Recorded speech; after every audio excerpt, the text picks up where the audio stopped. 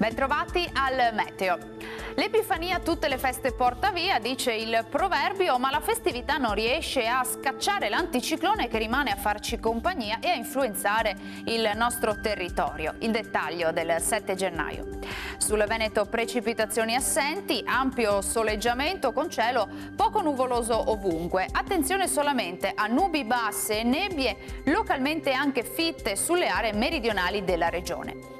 Temperature in lieve calo a causa di correnti artiche scandinave che lambiranno l'Italia, minime sotto zero quasi ovunque, massime tra 4 e 6 gradi.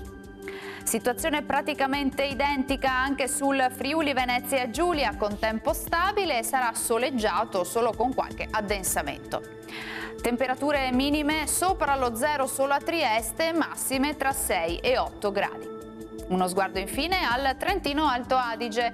Poche novità, anche qui sarà il sole a prevalere su tutti i settori, cielo sereno o velato.